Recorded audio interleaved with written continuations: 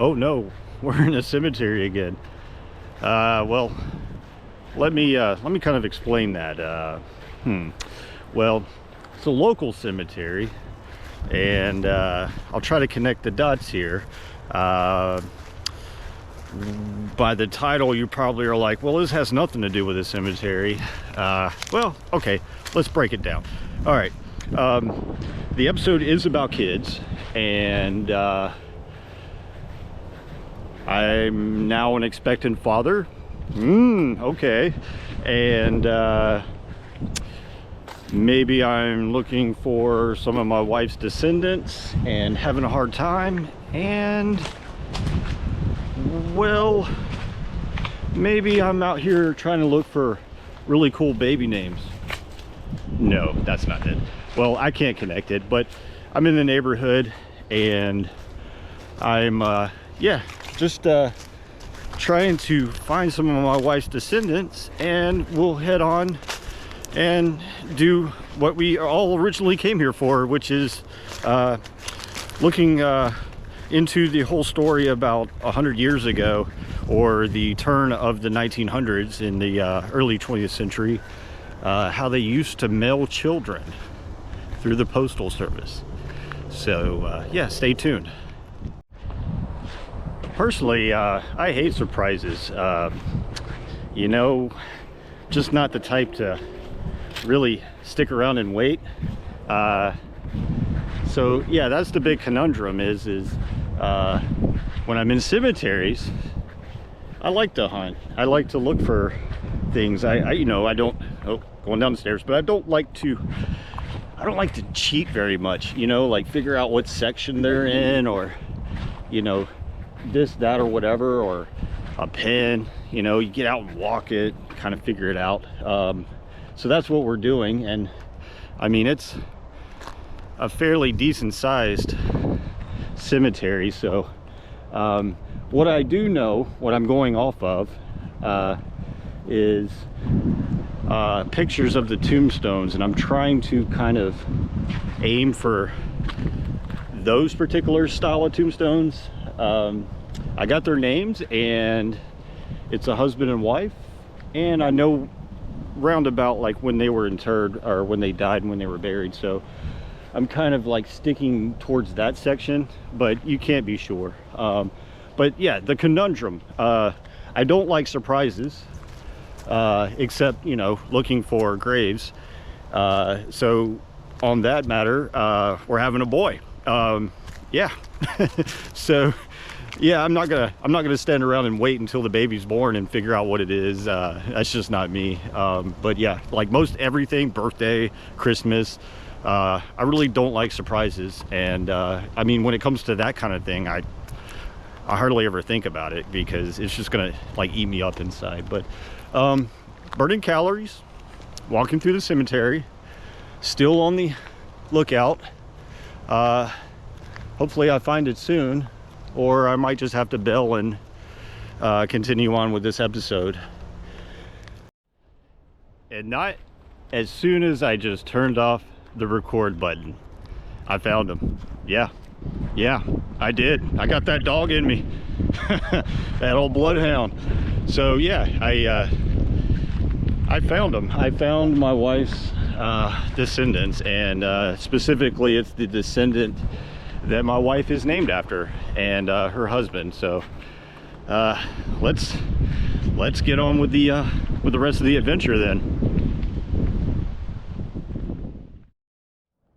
So if you're new to this channel, you're probably saying, well, Jared, why do you keep going to cemeteries? And well, not only is it, you know, descendants, or, you know, my wife's descendants, or anybody in particular. I mean, there's history all around this stuff. You just gotta dig deep, find their story, tell their story. But most importantly, there's this taboo on cemeteries, like they're scary, or, you know, it's creepy, or look at that weird dude in the yellow shirt walking through the cemetery. And I mean, that's a lot of crap. But I mean, if we don't visit these people, then who will? Like, do we throw away our loved ones? No.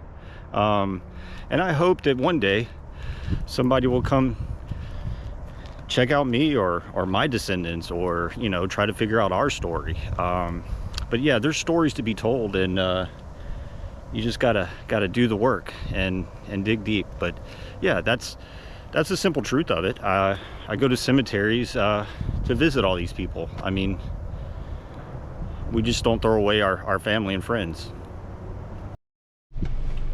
So let's finally talk about the elephant in the room. Mellon kids.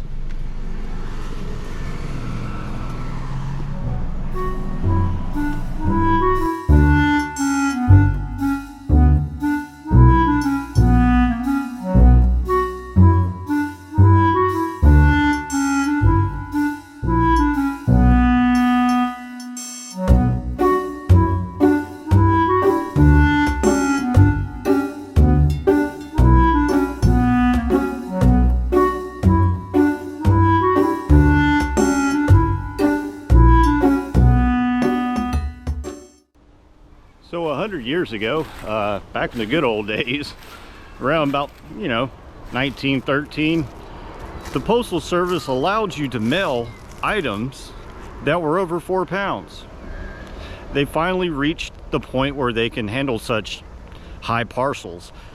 And with the advent of the rail system going across country and everything, it just made delivery of such items that much easier. So naturally, people would want to test the limits. So what did they do? They started mailing eggs, bricks, anything. And then they started mailing their kids.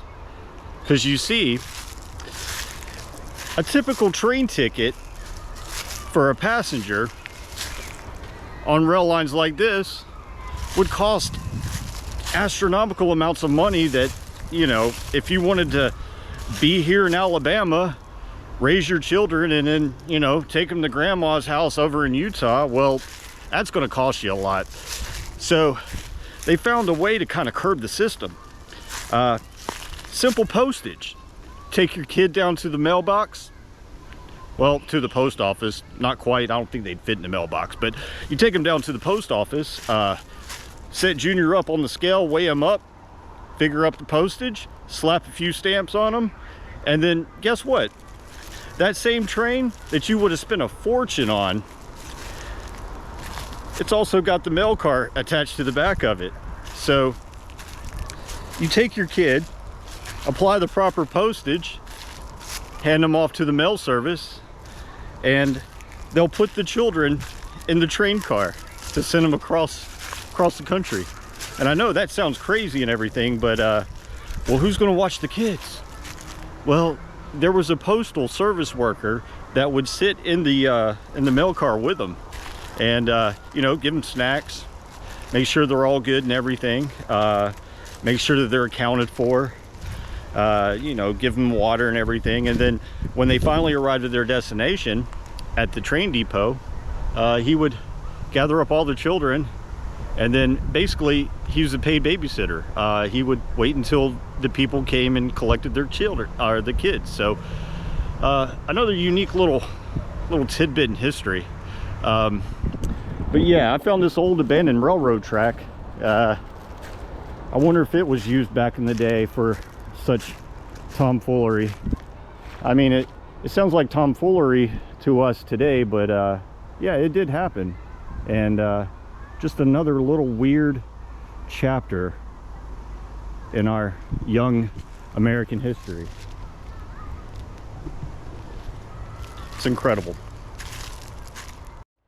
Well, I know this was a short video and all, but you know, I had the itch, I had the time, and wanted to get out and tell a couple of tales to you guys. But yeah, I got a couple of good ones waiting on deck that I'm going to record over the next couple of weeks. So yeah, stay tuned, and we'll meet up again and go chase down these other stories. So well, with that being said, sun's about to set, I'm hungry, and this episode's history.